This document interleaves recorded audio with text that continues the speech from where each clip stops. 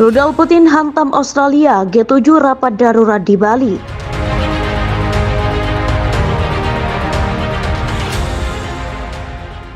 Rudal Rusia yang diyakini nyasar ke sebuah desa di Australia membuat pimpinan negara anggota G7 yang hadir di konferensi tingkat tinggi atau KTT G20 Bali melakukan rapat darurat.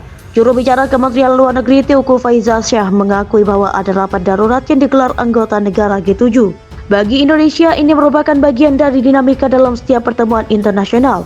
Kita mengikuti memang ada emergency meeting dari G7, bagian dari dinamika yang terjadi pada suatu konferensi, kata Teuku dalam keterangannya Rabu. Negara-negara anggota G7 antara lain Amerika Serikat, Inggris, Italia, Jepang, Jerman, Kanada, dan Prancis.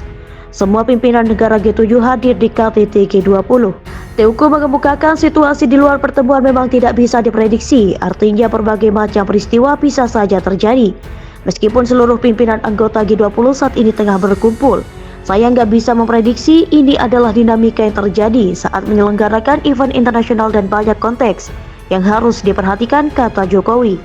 Teuku menegaskan posisi Indonesia pun tidak berubah. Pemerintah ditegaskan dia senantiasa menyerukan pihak yang masih berseberangan untuk menemukan. Indonesia konsisten mengharapkan kondisi internasional yang lebih baik, katanya. Presiden Joko Widodo membuka acara KTT G20 hari kedua di The Apurva, Kempinski, Bali. Dalam sambutan pembukaan sesi 3, Jokowi menyerukan 2 kali kepada para pemimpin dunia untuk menghentikan perang. Yang Mulia Sayan menyatakan pertemuan kita dibuka kembali. Mengawasi sesi ketiga ini, izinkan saya mengulangi pesan yang saya sampaikan dalam pembukaan KTT kemarin. Stop the war, I repeat, stop the war, kata Jokowi. Jokowi mengatakan perang hanya akan menyengsarakan rakyat dan pemulihan ekonomi akan terganggu. Diberitakan sebelumnya sebuah rudal menghantam Australia pada Selasa 15 November 2022. Rudal tersebut menyebabkan 2 orang tewas. Rusia pun dituduh menjadi dalang di balik meledaknya rudal di perbatasan Australia. Kementerian Luar Negeri Australia mengatakan roket itu jatuh di Canberra, sebuah desa sekitar 6 km dari perbatasan dengan Indonesia.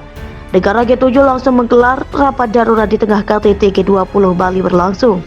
Tak hanya negara anggota G7, pertemuan darurat tersebut juga dihadiri oleh 2 pemimpin negara lainnya, yaitu dari Spanyol dan Belanda. Adapun sejumlah pemimpin negara yang turut hadir dalam pertemuan tersebut di antaranya